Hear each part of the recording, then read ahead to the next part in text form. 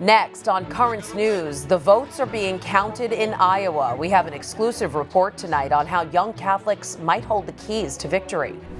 A big part of President Trump's State of the Union speech tomorrow could make a big difference for Catholic schools. It's a long-standing tradition being passed down to the younger generations. I'm Emily Drooby, and coming up, I'll explain the blessing of the throats. Plus, you'll want to have a pencil and paper handy to take down a hotline number as New York ramps up the fight against that deadly virus from China. Your news starts right now.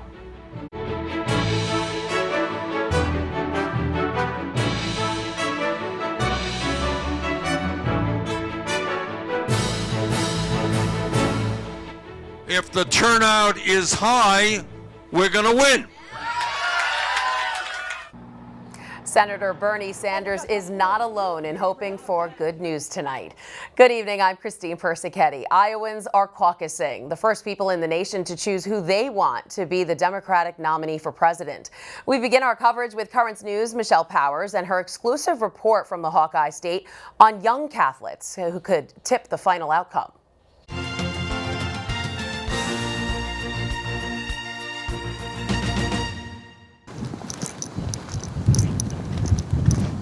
This walk through the heart of campus is the slowest part of Addison McKinney's day. After classes, I will go over to the office, I'll pick up a couple door knocking packets, I'll go talk to people out in the community. She's balancing schoolwork and a dream job working for Elizabeth Warren's campaign. I'm very tired and I'm probably going to sleep for like a whole week afterwards, but I wouldn't trade it for the world. It's great. The president of the St. Ambrose College Democrats says the 2020 prospects have pinpointed her peers as the key to victory in a crowded caucus. But history tells us here in Iowa that looking to young people might not be the best strategy. It's not as if the entire student body drops everything to go to one of these events. Political science professor Dr. Bill Parsons says it's a lot more complicated than that, both the caucus and the attendees. The Iowa caucus, you could potentially be there for 2 hours, and you have to be there from that window, like from 7 to 9. It's a real time commitment. And college students don't exactly have a lot of time, so candidates are coming to them. With no clear frontrunner, they keep stopping by, making pitches directly to students. With all the candidates reaching out towards you and not necessarily your parents anymore, especially like when you get to meet them face to face, they're like, oh great, like they're super excited to meet you. Yet this campus is a unique one. It's one of the few Catholic campuses in the state. And although students may be enthused, the campus minister says many are torn. I can see that kind of wrestling match going on a little bit in their hearts and in their minds. They don't fit neatly a category. For example, here's what students told Currents News they care about most: immigration, healthcare, climate change, and LGBT rights. All social issues the Catholic Church feels strongly about. That's a gift from God, you know, and so, I mean, I think to use that wisely is something very Catholic. For Catholics, like citizens, it's both a responsibility and a duty. 1,000 New Yorkers are the equivalent of one Iowa voter. You're from Illinois. Ryan SANDNESS, born and raised in Illinois, is just realizing what really weighs on the shoulders of his friends born and raised in Iowa. There will be caucus sites where there will be like 50 people show up. There will be others where there will be 1,000. The young vote may have the biggest impact in the smallest precincts. One thing Addison realizes, if she can convince her friends to caucus, she can double the population and effectively carry the caucus. Inform yourself, take this to prayer, and make the best vote that you possibly can according to your conscience. Many believe it will rival Iowa's 2008 record that saw unprecedented numbers of first-timers who showed up to propel Barack Obama to victory. Michelle Powers, Currents News. And stay right here. St. John's University political expert Brian Brown is minutes away. He'll round out our coverage of Iowa, look ahead to the State of the Union's impact on Catholic schools, plus the end of impeachment. All that is still ahead in tonight's Currents News. President Trump's speech tomorrow night could be a big deal for Catholic schools. He's expected to make a strong push for tax breaks that would support religious and private school scholarships. We're learning that $5 billion will be earmarked to make the proposal happen. The Diocese of Brooklyn has long called for tax credits that would be applied to contributions for scholarship funds. The day after the president delivers the State of the Union might just be the end of his impeachment trial. Closing arguments began today, and the entire matter is likely to be wrapped up by Wednesday. Chief Justice John Roberts entered the Senate chamber this morning before House managers and President Trump's defense team began presenting their closing arguments in the president's impeachment trial. Let us pray. It may all come to an end on Wednesday when the Senate will vote on whether to convict President Trump of the two charges, abuse of power and obstruction of Congress, and remove him from office. I will never buy into the fact that people will do something that's politically expedient, and I certainly hope that our Democratic senators uphold the Constitution and protect our country. A vote for acquittal is a near certainty. The Republicans have a majority in the Senate, and some Democrats might join them as well. The one I'm watching, frankly, is Doug Jones. He's on the ballot. He has a small chance for re-election in Alabama, and probably not a large chance, but whatever number that is drops to 0 or less than 0 if he votes to convict the president. Although President Trump says his call with Ukrainian President Zelensky, where he's accused of pressuring him into investigating his political rivals, was perfect, some supporters concede it could have been handled better. Generally speaking, going after corruption would be the right thing to do. No, but going after the Bidens. He did it maybe in the wrong manner. Critics say the president will face another jury, the American people, on Election Day. A pastor of a church in Rhode Island says he will deny communion to state legislators who support abortion. Father Richard Bucci distributed flyers last week at Sacred Heart Church in West Warwick, calling out those lawmakers who voted last year to preserve the right to an abortion. The flyers also said the legislators wouldn't be allowed to act as witnesses to marriage, godparents, or lectors at any church functions. Tonight, 3 New Yorkers are being tested for possible infections from that deadly virus sweeping the globe. 2 people are from Queens and 1 is from Manhattan. All 3 recently returned from China. In that country, there's intense screening underway at transportation hubs. More than 17,000 people are infected, with over 360 Chinese dying from the disease. New York's Governor Andrew Cuomo has set up a new hotline to deal with the illness. New Yorkers can call 888-364-3065. Health Department experts will be available to answer any questions about the virus. That number again, 888-364-3065. And with the crisis not letting up, the U.S. is scrambling to evacuate Americans from China. Secretary of State Mike Pompeo said this morning that more flights are on the way. We'll return those American citizens. We may well end up bringing some citizens back from other countries as well.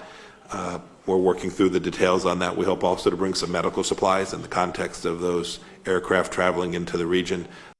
There are 11 confirmed cases of infection in the United States.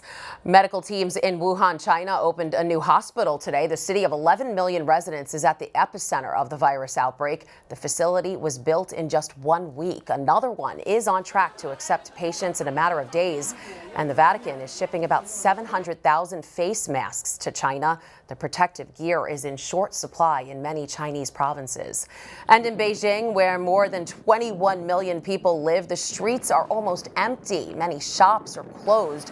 There's no quarantine so far in the Chinese capital, but fear of infection has prompted many to stay indoors. America's bishops are voicing opposition tonight to the Trump administration's expanded travel ban against immigrants. The White House put 6 more countries on the list Friday, including Africa's most populous nation, Nigeria. The bishops are saying welcoming families has allowed our country to integrate successive immigrant generations into the fabric of American life, allowing them to contribute their faith, values, and talents to make this country great. Court challenges to the ban are expected. Pope Francis is praising religious life, telling consecrated men and women that they see what really matters.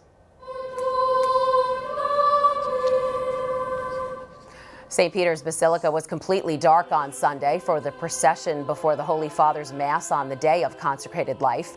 Francis addressed the congregation directly, saying their ability to recognize Jesus is to see what really matters in life. The only other time the Basilica goes dark is for the Easter Vigil. Today is the feast day of St. Blaise. He's best known for praying for a young boy choking on a fish bone stuck in his throat. The child was saved. Now the Catholic tradition is being passed on to younger generations. Currents News' Emily Drooby reports from the Brooklyn parish named after him. May you be protected from all throat ailments. Protection for your throat, a blessing performed between two candles that can be traced back to the 8th century. Through the intercession of St. Blaise. During the Feast of St. Blaise, the practice was passed down to the younger generation. On February 3rd at St. Francis of Assisi, St. Blaise Parish in Prospect Lefferts Gardens, hundreds of kids from the parish school learned about and took part in the practice. It's a feast day, and we have to do what is according to the feast day of St. Blaise. Why is that important? Because that was one of the miracles that he did, that healed a boy. The blessing of the throats is a tradition tied with an old story about St. Blaise saving the life of a young child. Who had a fish bone, stuck in his throat, and apparently was going to die. And so Blaise, healed him. Blaise, who was persecuted and killed for his Christian beliefs in the year 316, became known as the patron saint of throat illnesses, among other things. Now people come every year on his feast day for healing, like Valerie Kasdan.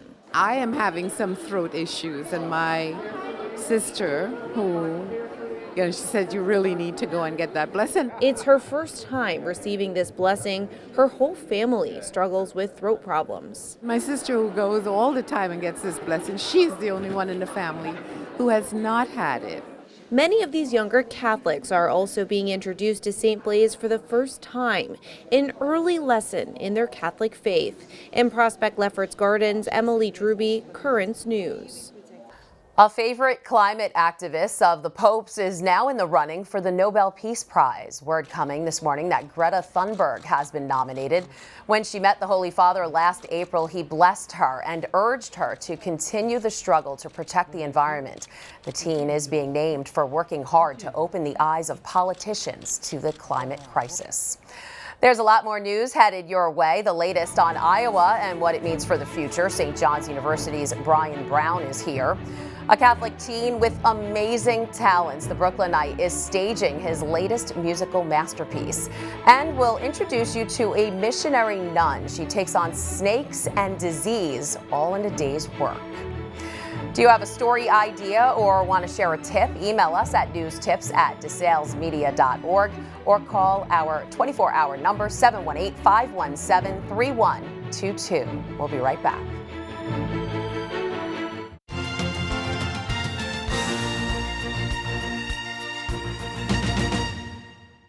Returning now to our top story tonight, Iowans publicly stand up and vote for their choice for the Democratic presidential nominee. Here to talk more about it is St. John's University political science professor Brian Brown, who joins us from Washington, D.C. Welcome, Brian. Good to be here. So as we heard our Michelle Powers say in her report, it only takes a small group to sway the outcome of the Iowa caucus, and Catholics in the state account for about 20% of the population. Is there any hint at who they will back tonight, and who do you think will win the caucus? Well, I think Joe Biden, probably on the stump, resonates very much with Catholic voters, in particular older Catholic voters who are more likely to come out on caucus night. Although Mayor Pete Buttigieg has done a good job with speaking to some of the important issues that are on the minds of Catholic voters, like immigration and sort of basically how we treat other people. But anything can happen on caucus night. As the polls seem to indicate, it looks like it's going to be a close race, and someone like Bernie Sanders could come out on top. All right, and something that has weighed heavily this election season is the president's impeachment trial. Today, both sides heard closing arguments, and the formal vote, as you know, takes place this Wednesday. What do you see as the likely outcome? Well, he will be acquitted in the Senate, and it'll probably be a quick vote. What's going to be interesting, I think, is what will happen tomorrow night during the State of the Union, which is right up against the impeachment vote, and how does the president address this matter, if he does at all. And speaking of the State of the Union tomorrow night, a big topic the president will mention is school choice. Is there anything else he said to talk about the Catholics should pay attention to? Well, I think he would be well served to have an optimistic, forward-looking State of the Union, especially as he really gears up towards the reelection. I think issues like his trade success, some trades, how it creates jobs, the trade bills he recently signed. I think he will speak more about infrastructure, which is on the to-do list from the first campaign. But school choice and the right of religious freedom is something that he does speak frequently about, and I think that will be mentioned as well. All right, great. St. John's University political science professor Brian Brown, thank you for speaking with us. Thank you. We reported that the Pope celebrated Mass on Sunday for consecrated women and men, praising them for seeing what really matters in life, to live in order to serve. A missionary sister in India fulfills that mission every day, taking on everything from snake bites to widespread disease. Melissa Butts has her story. Sister Crescenza is a missionary sister who works in healthcare in India. She provides everything from midwifery services to malaria treatment to anti-venom medicine for snakebite victims. I worked in another place in Bihar, in North India, where we have a snakebite clinic. In this place, many people are bitten by snake, by poisonous snakes such as cobra, vipers, Russell vipers, and kite, to name a few. As you know, Hindus worship snake, so they do not kill them even when they become victims of snake bites. The clinics where Sister Crescenza and her fellow sisters work are in villages with no medical care. The entire congregation cares for more than 98,000 patients. People in the villages are poor. They cannot afford to pay for medicines and costly injections like antivenom. And we are not in a position also to give free treatment because we don't have enough funds. Along with the medical demands, another problem is illiteracy. The sisters run a mother-child clinic, now with 800 mothers involved. They educate the women so they can feel empowered and eventually work small jobs, but most importantly, so they can care for their health and that of their children. From the government side, we did not get much help, except the regular immunizations and some vitamins for the antenatal mothers, and also vitamin A for the children. Sister Crescenza says this makes matters worse, especially since in her area, 99% of the population has malaria and are resistant to treatment. She's been caring for patients for more than 30 years and says her work is never done. While in India, she looks to Mother Teresa for constant inspiration, putting love into each caring action she makes daily. Melissa Butts, Currents News. A Vatican palace is now a homeless shelter on the orders of Pope Francis. The spectacular 19th century structure was slated to become a luxury hotel. That was before Francis visited temporary facilities at the Palazzo Migliori in November. Now, the renovated palace will house about 50 residents as a place where they can sleep, eat, and learn. It's being dubbed a palace for the poor. A Catholic teenager in Brooklyn finds his inspiration from Bach. Now, the young composer is putting on quite a show. He's already written 6 musical works that have been well received, and his latest debuted at Our Lady of Perpetual Help Catholic Academy in Sunset Park on Sunday. Currents News' Emily Drooby was there.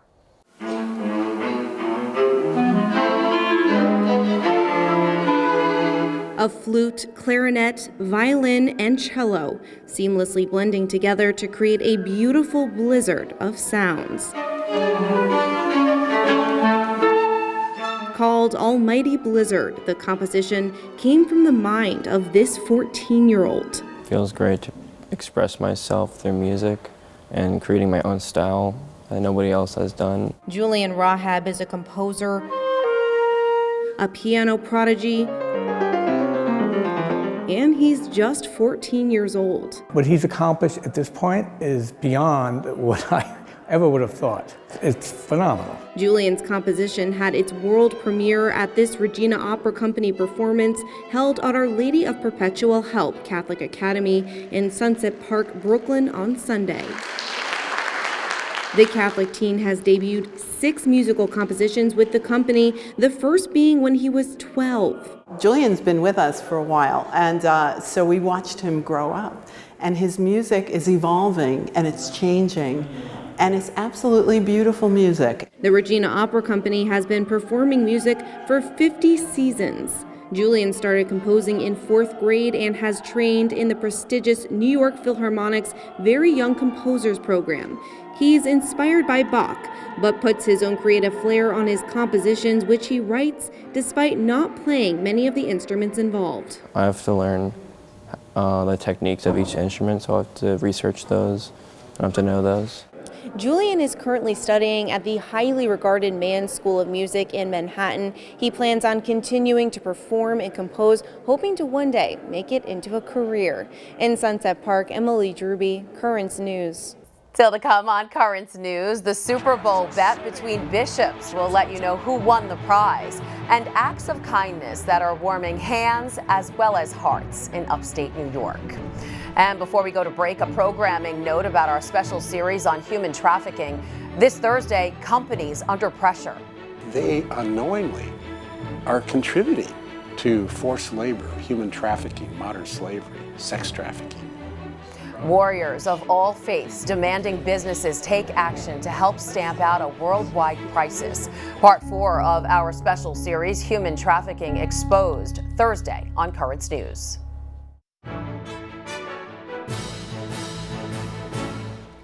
It was a big weekend for Kansas City. The Chiefs won the ultimate football game, the Super Bowl, for the first time in half a century with a frenetic fourth quarter comeback. Kansas City jumps on top.